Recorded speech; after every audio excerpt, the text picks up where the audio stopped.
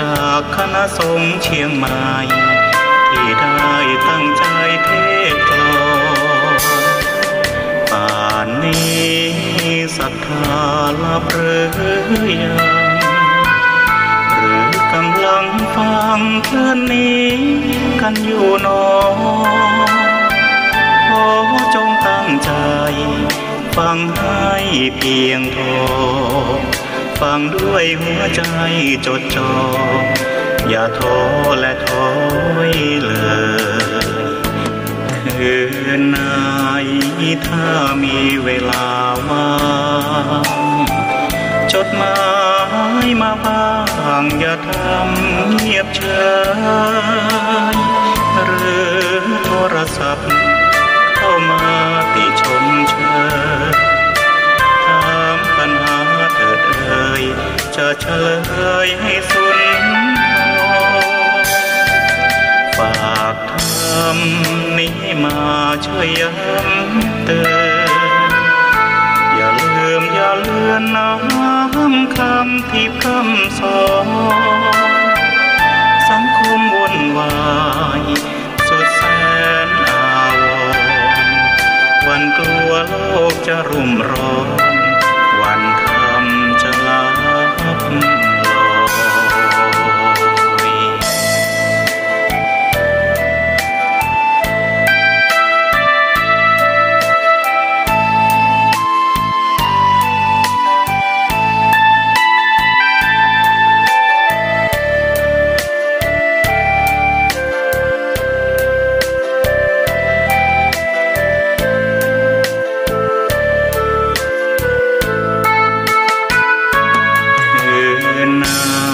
ยถ้ามีเวลาว่างจดหมายมาบ้างอย่าทำเงียบเฉยหรือโทรศัพท์เข้ามาติชมเชยถามปัญหาเถิดเอ่ยจะเฉลยให้สุนทรฝากทำนี้มาช่วยย้ำเตือนอย่าลืมอย่าเลือนน้ำคำที่พร่ำสอนสังคมวุ่นวายสุดแสนอาวรณ์วันกลัวโลกจะรุ่มร้อนวันธรรมจะลับลอย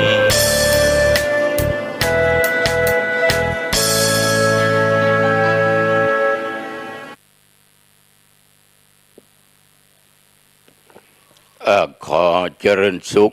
พ่อแม่พี่น้องศรัทธาญาติโยมท่านผู้ฟังทั้งหลายทุกท่านทุกคน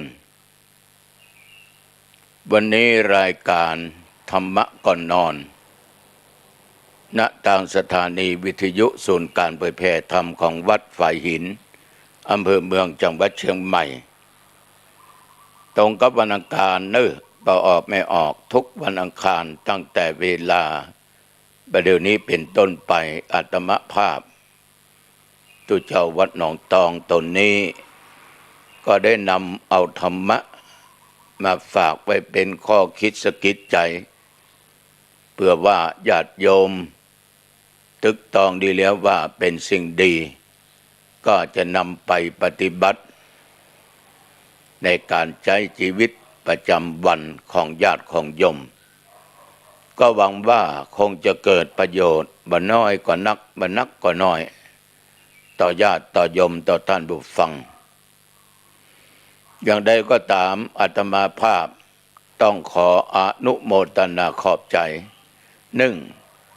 ต่อพระเจ้าหน้าที่บอกว่าจะเป็นเจ้าหน้าที่เป็นคฤหัสถ์ชาวบ้านก็ตามที่ได้เสียสละโอกาสเวลาเขตรับคับตะนอนได้เปิดเทปเสียงแห่งธรรมะ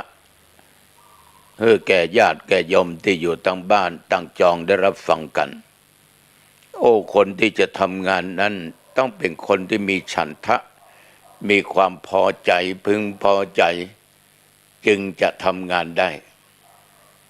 เพราะว่าการทำงานนั้นจะมีเงินเดือนเงินดาวอย่างบ่ใช่มีตำแหน่งหน้าที่อะไรอย่างเหมือนกับตำแหน่งหน้าที่ตั้งโลกพระสงฆ์ทำด้วยจิตอาสาด้วยงานเผยแพร่แห่งธรรมะท่านเหล่านี้อยู่ในห้องส่งในห้องเสียงเสียสละทุกสิ่งทุกอย่างบางครั้งกิจนิมนต์ก็บ่ไปเพราะถ้าไปก็จะเสียท่านจึงยอมเสียสละ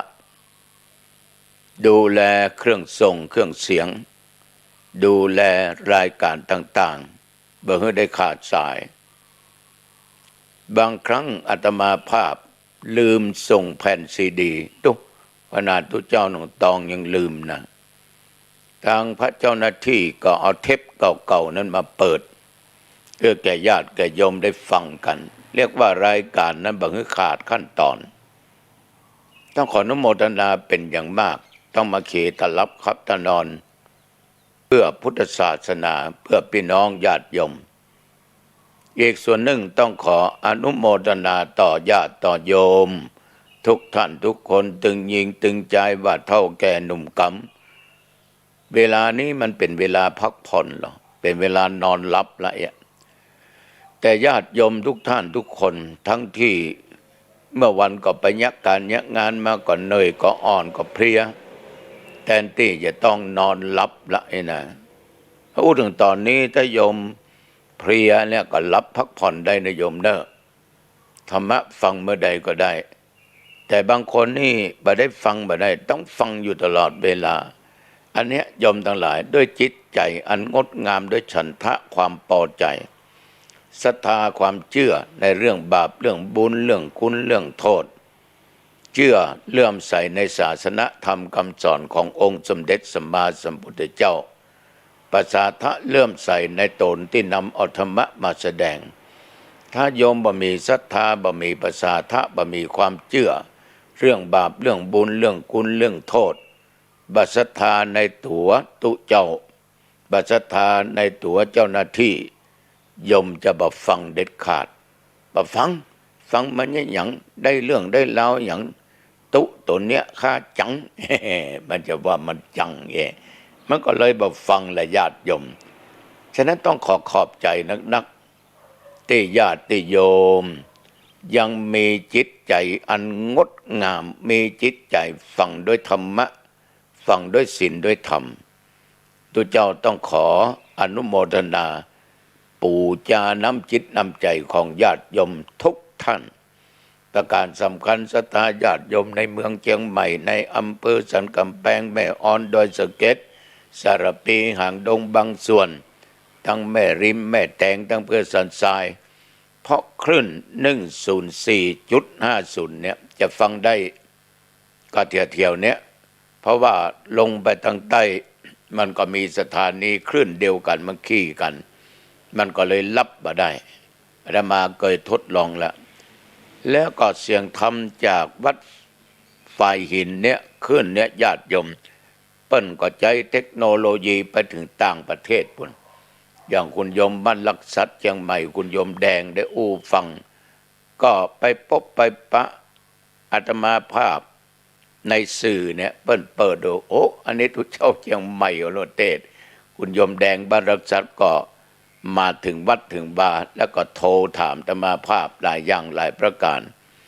คุณโยมก็เลยเป็นนักบุญนะเป็นนักบุญเป็นนักฟังเป็นนักเสียสละ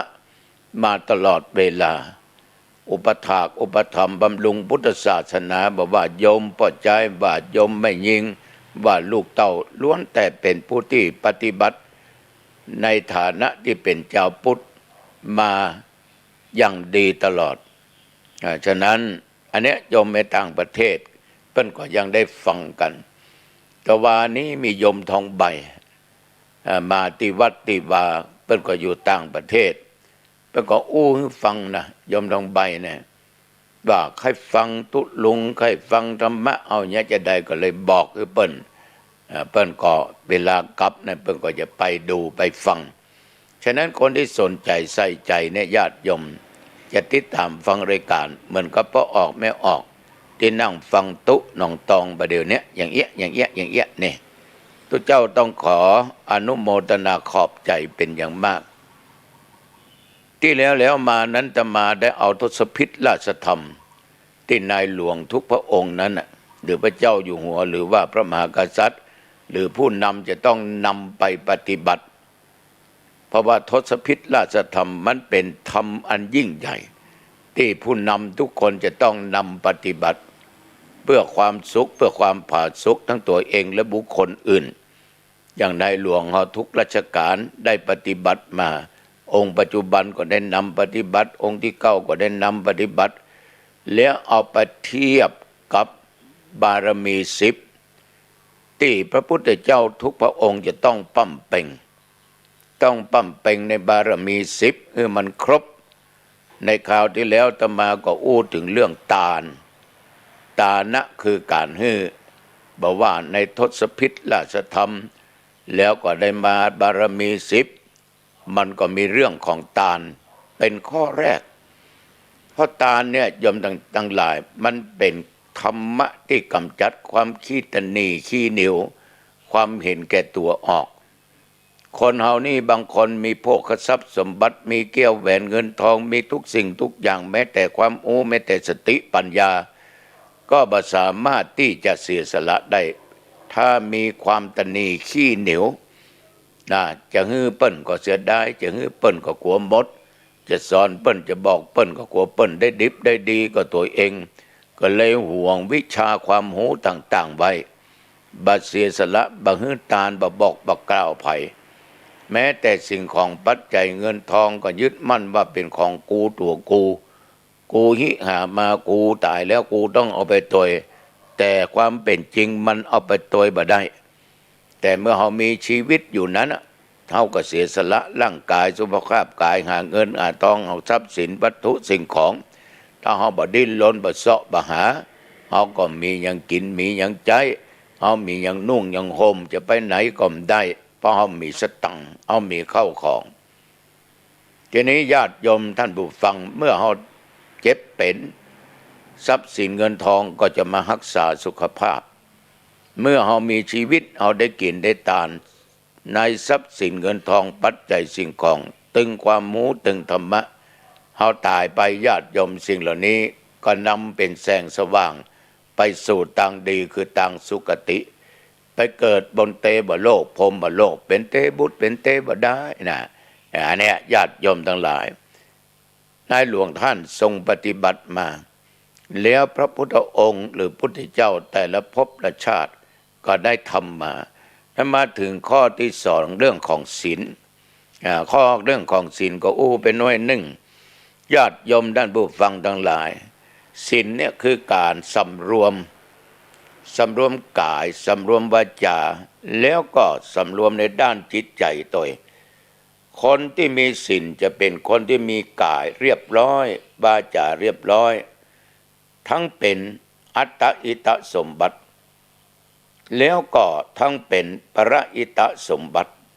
ก็หมายความว่าการประพฤติปฏิบัติในกายในวาจานั้นดีงามงดงามแล้วก็เพื่อส่วนรวมตัวบ่เพื่อตัวเก่าคนเดียวเขาจะหันได้ว่าพระสงฆ์ครูบาอาจารย์บางท่านบางตนมีศีลเรียบร้อยสงบเสงี่ยมจนเป็นที่เลื่อมใสของศรัทธาญาติโยมเข้าไปกราบไปไหว้ก็ได้บุญไปกินไปทานก็ได้บุญที่ญาติโยมพากันไปกินไปทานกับทุเจ้าว่าทุเจ้าตนใดเพราะทุเจ้าเหล่านั้นท่านมีศีลแล้วก็เจ้าบ้านเจ้าจองทั้งหลายเป็นคนที่มีศีลโยมก็ให้การเคารพนับถือถ้าหากว่าไปพบไปปะพี่น้องชาวบ้านเพื่อนพ้องมิตรสหายเป็นคนบ่มีศีลเป็นคนบ่มีธรรมพฤติกรรมนั้นเลวร้ายยกตัวอย่างคนใจดำอำมหิตเยี่ยมโหดปะหมาฆ่าหมาปะแมวฆ่าแมวปะคนด่าปะคนทำร้ายร่างกายฆ่าเปิ้นพ่องยังเปิ้นพ่องอันใดที่เปิ้นจะตายอันใดเปิ้นจะเจ็บก็ฆ่าก็ทำทุกสิ่งทุกอย่างเฮาหูเฮาหันเฮาก็บอกว่าคนนั้นเป็นคนใจดำเป็นคนเหี้ยมโหด เป็นคนอันธพาลแม่งก่อนแล้วเราจะไปอยู่ใกล้กับมันได้จะได้คนเหล่านี้จะมาเป็นผู้นำมาได้ถ้าคนมีศีลในญาติโยมมันจะประพฤติด้วยการทุจริตทุกสิ่งทุกอย่างเป็นผู้นำมาได้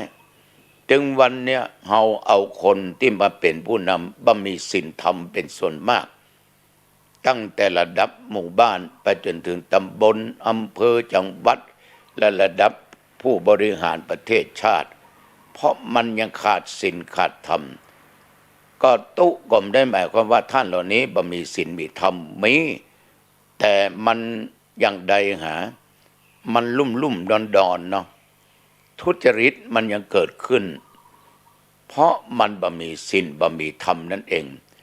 มันเป็นคนเห็นแก่ได้มันเป็นคนเห็นแก่ตัวการรักษาศีลเนี่ยโยมทั้งหลายในทศพิธราชธรรมต้องเป็นปรหิตปฏิบัติคือคนที่จะปกครองคนนั้นดูแลคนส่วนมากต้องมีภาพแห่งการซื่อสัตย์สุจริตหาได้ยากญาติโยมหาได้ยากที่สุด100นี่มีบักเกิน20-30มีบักเกิน20-30อย่างบางแห่งบางที่ขอสุมาตเนอครูบาอาจารย์บางวัดบางบาวัดจะแปลงวิหารจะแปลงโบสถ์จะแปลงศาลาการประเรียนศาลาบาทจะแปลงพระธาตุเจดีย์จะกึศสร้างอาคารอย่างขึ้นพระเตื้อกรรมการวัดกับศาลามาที่มาเหมาสร้างนั่นนะกินกันแบ่งกันกินจะฮื้อเท่าใดจะฮื้อเป็นผู้สร้างเป็นผู้รับเหมาถ้าคนนั้นฮื้อเท่าอันตกลงถ้าฮื้อน้อยบ่ตกลงปนฮื้อนักกว่านั้นกรรมการแล้วเป็นกรรมการเนี่ยพอเป็นกรรมกินด้วยกรรมแล้วก็กินแล้วก็เอาเนี่ยโยมทั้งหลายบางทีก็ขอโทษนะดูเจ้าก็เข้าหุ้นส่วนโดยเปิ้นตัวก็มีเพราะเคยมีศาลามาอู้ให้ฟังละศาลาหลายที่เมื่อมาแปลงโบสถ์ที่วัดเข้าวัดนั้นนะข้าเจ้าเขาไปเนี้ยผมเขาไปเนี้ยต้องได้จ่ายให้กรรมการลูกถ้าบ่จ่ายให้เปิ้นนี่มันถึงได้เป็นศาลาไปสร้างอันวิหารวัดนั้นน่ะนะแล้วมาหนองตองนี่บ่ได้เนอะบ่ได้จะมากินหินกินทรายกินเหล็กกินปูนกินกระจ้างสปะสเปดบ่ได้เด็ดขาดเพราะจ้างคือจ้างพอออกไม่ออกญาติโยมที่มันเป็นอย่างนั้นเพราะมันบ่มีศีลมันบ่มีธรรมมันบ่กลัวบาปมันบ่กลัวกรรมฉะนั้นการกึศการสร้างการห้างการแปลงบางสิ่งบางอย่างเนี่ยคนผู้นำบ่มีศีลนี่มันถึงแล้วกับแล้วเนอะมีแต่ความหายนะมีแต่ความเดือดร้อนฉะนั้นยอมทั้งหลายต้องปริหิตปฏิบัติผู้ที่ปฏิบัติในทางสุจริตสามารถทำตัวทำตนเป็นแบบอย่างและเป็นที่เคารพนับถือของคนทั่วไปว่ายิ่งว่าใจเพราะบัตรทุจริตบัตรคอร์รัปชันนะก็อู้กันง่ายๆก็คือคนที่เป็นหัวหน้าคนต้องมีชื่อมีเสียงมีเกียรติคุณอันดีงามโดยบ่มีประวัติด่างพร้อยเพราะทศพิธราชธรรมข้อเนี่ยเป็นธรรมะที่ผู้ปกครองก็ดีผู้มีหน้าที่ก็ต้องนำปฏิบัติเขาจะหันว่านายหลวงของเขาเนี่ยญาติโยมทั้งหลายพระองค์ท่านนั้นเป็นผู้ที่ปกครองแผ่นดินโดยธรรมฉะนั้นนายหลวงท่านจึงมีศีลจึงมีธรรมอย่างใดก็ต้องขอฝากกับญาติกับโยมเนอะอันสตรีไร้ศีลก็สิ้นโสยบุรุษโดยไร้ศีลก็สิ้นสีถ้าพระสงฆ์ไร้ศีลก็สิ้นดีแม้เมธีไร้ศีลก็สิ้นงามหมดเลยทุกสิ่งทุกอย่างถ้าคนมีศีลบ่ว่าคฤหัสถ์บ่ว่านักบวชก็ขอฝากกับญาติกับโยมในทศพิธราชธรรมข้อนี้ก็ลองนำไปคิดลองนำไปปฏิบัติอีกก็แล้วกันเนอะปอออกไม่ออกศรัทธาญาติโยมตายกตายิกาทั้งหลาย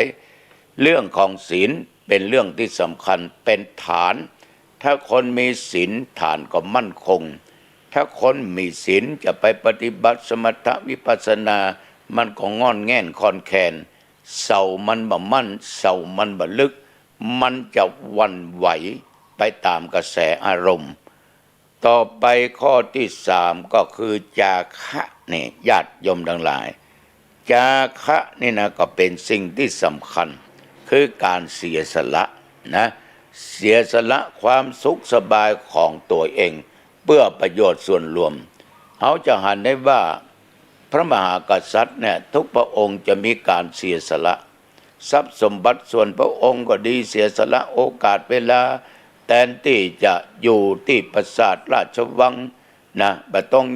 องทำหยังก็สบายแล้วแต่ในหลวงแต่พระมหากษัตริย์ท่านไปอย่างนั้นท่านเสด็จไปทุกคนทุกแห่งไปดูไปพอไปกอยความสุขความทุกข์ของประสบนิกรของประชาชนแล้วไปแล้วก็ไปแก้ปัญหาไม่ใช่ไปเพิ่มปัญหาฉะนั้นผู้นำเนี่ยระดับของพระมหากษัตริย์ท่านทรงปฏิบัติอย่างนี้มาด้วยดีตลอดบ่เป็นคนหันแก่ได้นะบ่เป็นคนหันก็ได้เป็นคนที่เสียสละก็ออกไม่ออกในทศพิธรัชธรรมกรณีเป็นเรื่องของกิเลส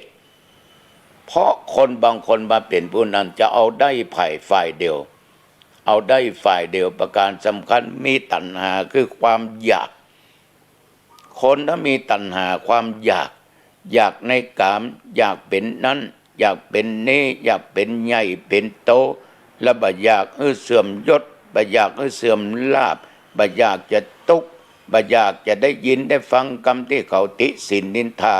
อยากจะฟังที่เปิ้นสรรเสริญยกยอปอปั่นการเสียสละในข้อนี้ญาติโยมบอกว่านักบวชบอกว่าจะเป็นผู้นำผู้ปกครองจะต้องเสียสละกิเลสเช่นเสียสละความหันแก่ตัวหรือความสุขสบายส่วนตัวเพื่อประโยชน์สุขให้แก่ประชาชนอย่างพระบาทสมเด็จพระเจ้าอยู่หัวเนี่ยว่ารัชกาลที่9รัชกาลที่10ท่านเสียสละเขาจะหันได้ว่าญาติโยมน้ำท่วมที่ไหนเกิดภัยพิบัติที่ไหนถุงยังชีพของพระบรมวงศานุวงศ์ทุกพระองค์จะไปถึงที่หั่นนะมีนายหลวงมีพระราชินีมีพระบรมวงศานุวงศ์ทุกพระองค์ท่านเสียสละตึงปัจจัยเงินทองสิ่งของต่างๆนายหลวงของเฮาเนี่ยยมทั้งหลายยิ่งรัชกาลที่เข้าลุยน้ำลุยหยังไปพ่อไปดูประกอยว่าประชาชนหรือประสบนิกรของพระองค์นั่นน่ะได้รับความทุกข์ความยากความลำบากขนาดไหนฉะนั้นเอาจะหันได้ว่าสิ่งเหล่านี้ก็เป็นการที่ท่านได้เสียสละความสุขส่วนตัวความสบายส่วนตัวเพื่อส่วนรวมสาธุชนญาติโยมนักบวชก็เสียสละกิเลสคือความโลภความโกรธความหลงอันเป็นตัวตัณหานะอันเป็นตัวตัณหาเข้ามาบวชตาหันตัณหาก็เกิดถึงวันเนี้ยพระสงฆ์ญาติโยมทั้งหลายเฮาดูมองดูเผินๆเหมือนท่านเหล่านี้มาทำงานอย่างแต่จริงท่านทำงานบอกว่าจะเป็นเวลาใดและดูใดก็ตามอย่างโควิดเกิดขึ้นมานี่ญาติโยมหน่วยงานราชการทั้งนอกทั้งป้างก็มีหนังสือบอกทุกเจ้าว่าตั้งโรงทานสงเคราะห์พี่น้องชาวบ้านในระหว่างที่ตกงานบ่ได้ไปทำการทำงานทุกเจ้าก็ตั้งโรงทานเลี้ยงกันเกือบทุกวัดในจังหวัดเชียงใหม่ญาติโยมทั้งหลายแต่ถ้ามาบหันไผ่เอาไปลงข่าวเลยนะน้อยที่สุดญาติโยมน้อยที่สุดมีที่วัดโลกโมลีนะที่พระเดชพระคุณหลวงป่อพระธรรมเสนาบดีเนี่ยเป็นการอุปถากอุปถัมภ์หลายวัดแม้แต่วัดหนองตองเขาก็ตั้งโรงทานแจกของดูแลทุกเจ้าเสียสละเชิญชวนญาติโยมเสียสละเพื่อความสุขของพี่น้องญาติโยมทั่วไปปลายปอตู้ปันน้ำใจ ตู้พระธรรมปันน้ำใจคำว่าตู้พระธรรมตัวเนี้ยมันทำให้มันทอสละอำธรรมลงมันใช่พระธรรมนั้นนะตู้พระธรรมก็หมายความว่า ตู้เนี้ยตู้เจ้าพระเนนเปิ้นทำขึ้นมาปันน้ำใจแก่ญาติแก่โยมที่ได้รับความเดือดร้อนวัตมาก็ได้เป็นเดือนป่ายนะถึงวันนะแจกถึงวันพี่น้องญาติโยมก็มาร่วมกันบอกว่าทั้งดอยสะเก็ดบอกว่าทั้งสันกำแพงแม่อ่อนกาสันทรายกาอำเภอเมืองอำเภอสระปีอำเภออ่างดงอำเภอเมืองละปูนแม่วังสันปะตองก็เอาของนี่ไปร่วมกันบางคนก็เอาข้าวสารบางคนก็เอาปลากระป๋องบางคนก็เอามาม่าบางคนก็เอาน้ำมาร่วมบุญร่วมกุศลตู้พระธรรมปันน้ำใจนะโยมนะได้ถึงเดือนป่ายเนี้ยการเสียสละอย่างเงี้ยเป็นการเสียสละกิเลสความเห็นแก่ตัวความโลภอยากได้ตัดออกไปญาติโยมยิ่งในหลวงท่านโอ้โหท่านเสียสละทุกสิ่งทุกอย่างนะทรัพย์สินส่วนพระองค์การอย่างการยะจะได้ฮือประสบนิกรของพระองค์นั้นได้รับความสุขอยู่เย็นเป็นสุขพระพุทธเจ้าเนี่ยญาติโยมสมัยปั้มเป่งป่าละมีธรรมเนี่ยบอกว่าจะเป็นจาตุเตมิยะไม่ก็ดีหรือมหาชนกก็ดีสุวรรณสามก็ดีจาตุเป็นพระเวสสันดรก็ดีเปิ้นตั้งกรรมปณิธานฮือตานเสียสละทุกสิ่งทุกอย่างเขาจะหาได้ว่าพระเวสสันดรเกิดมาปุ๊บขอฮือได้ฮือตานช่วยเหลือคนทุกข์คนยากคนจนแก่พราหมณ์ที่เข้ามาขอทุกอย่างแม้แต่เครื่องที่ทรงแม้แต่เครื่องที่ใส่จะเป็นแก้วเป็นแหวนเป็นสร้อยก็ปลดไปฮือเป็นตานญาติโยมก็เคยญาติโยมฟังหลายเทื่อแล้วนะแม้แต่จ้างเผื่อแก้วมงคลที่ชื่อว่าปัจจานาเกณฑ์เป็นจ้างที่เวสสันดรเกิดวันนั้นจ้างตัวนี้ก็เกิดวันนั้นนะก็ยังฮือตานแก่พราหมณ์เมืองกริงกราชที่เข้ามาขอเหตุใดเขามาขอเพราะบ้านเมืองเขาในแห้งแล้งฝนบัดตกอย่างหนองตองใน3-4 วันตกบะญาติโยมก็คงจะเจอเหมือนกันเนาะฝนเนาะเนี่ยญาติโยมนั่นแหละปอดโตปัญญาเจ้าเมืองปั้มเป่งทำอย่างใดก็ตึงบัดตกมันมาบอกตัวเจ้าหนองตองในที่สุดก็ใจพราหมณ์8 คนมาขอเอาจ้างเพื่อแก้วมงคลพระเวสสันดรตานเสียสละกิเลสตัวนี้จนเจ้าบ้านเจ้าเมืองด่าว่าต่างๆนั้นนะว่าเวสสันดรจะเป็นคนกะลีบ้านกะลีเมืองขายบ้านขายเมืองวันหน้าวันตาถ้าได้เป็นเจ้าบ้านเจ้าเมืองก็จะตานบ้านตานเมืองคือแก่เขาหมดจะมีเหลือมีหล่อสักอย่างพอเอาไม่ออกลองกึดดูอันนี้ยังแค้นนะขนาดนั่งลาดจะลดป้นประตูเมืองม้า4 ตัวพามก็ขอเปิ้นก็ปลดไปฮือตานดูพามไอ้หมู่นึงมาขอลาดจะลดปลดไปฮือตาน4 กษัตริย์ลาคือเวสสันดรเจ้าบัตทีจารีและกันหาเตียวแหละญาติโยมทั้งหลายดูความสุขแก่คนอื่น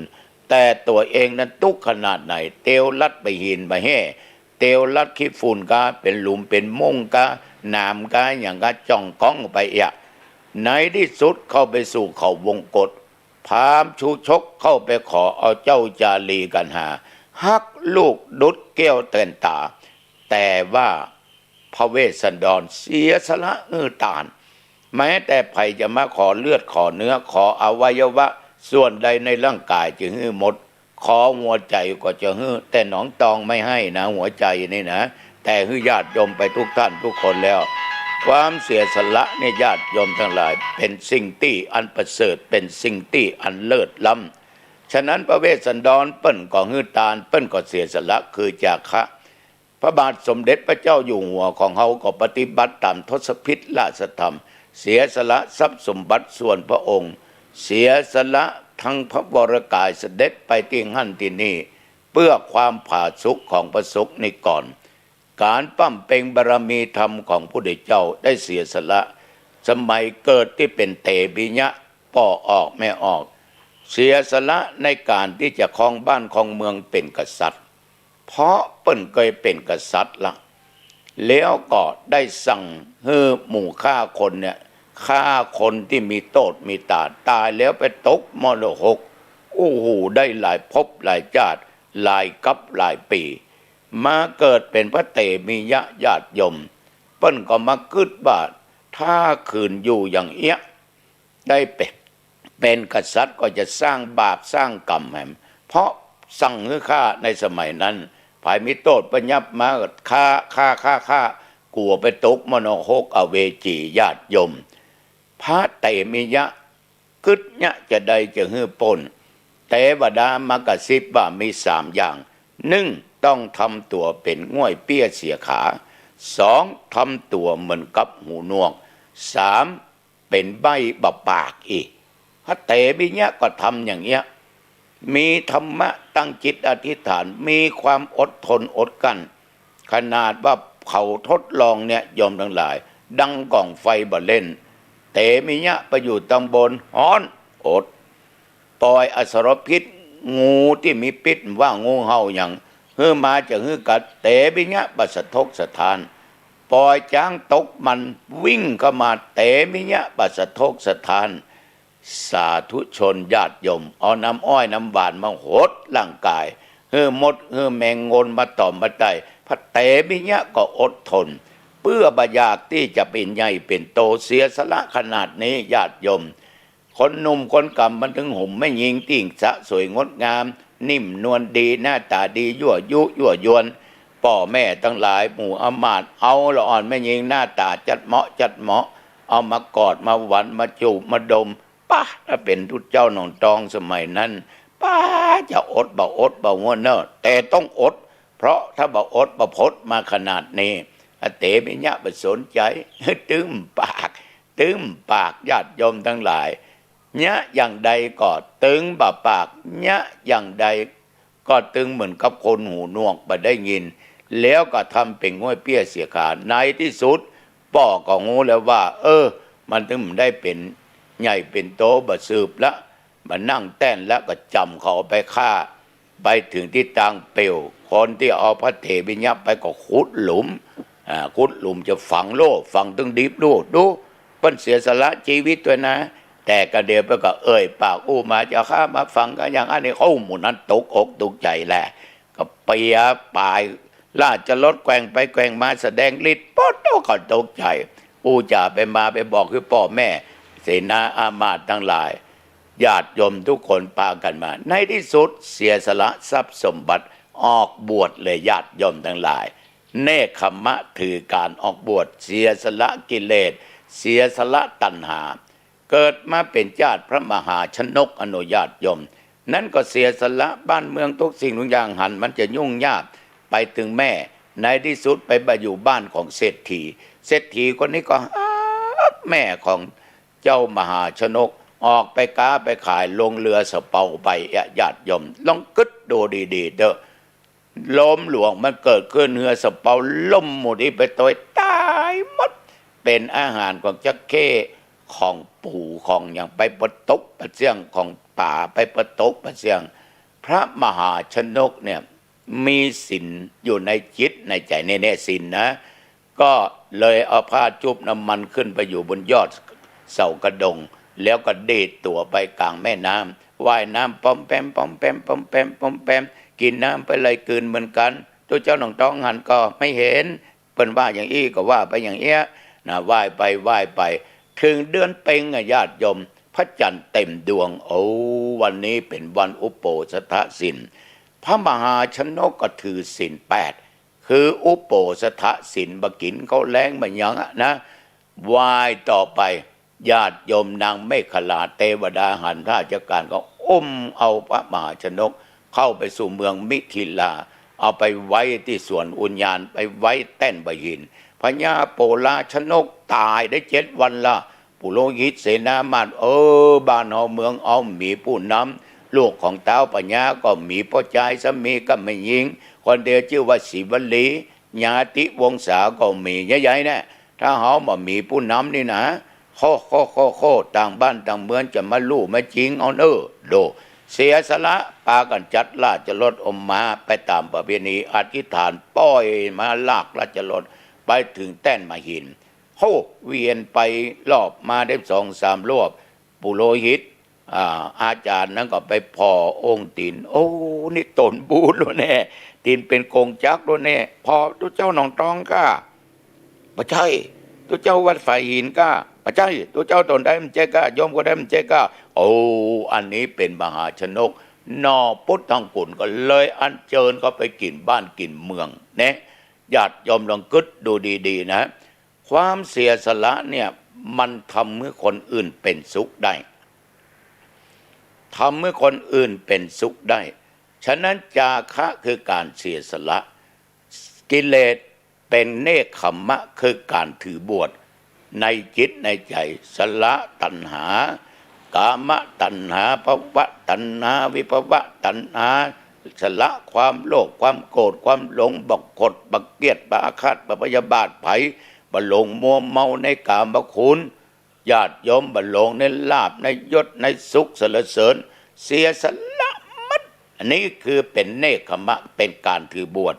โยมบ่ได้นุ่งเหลืองห่มเหลืองโยมอยู่ทั้งบ้านเป็นบาศกบาสิกาถ้าโยมเสียสละกิเลสได้ทุกเจ้าหนองตองยกนิ้วป้งมือยอดเยี่ยมนะโยมนะ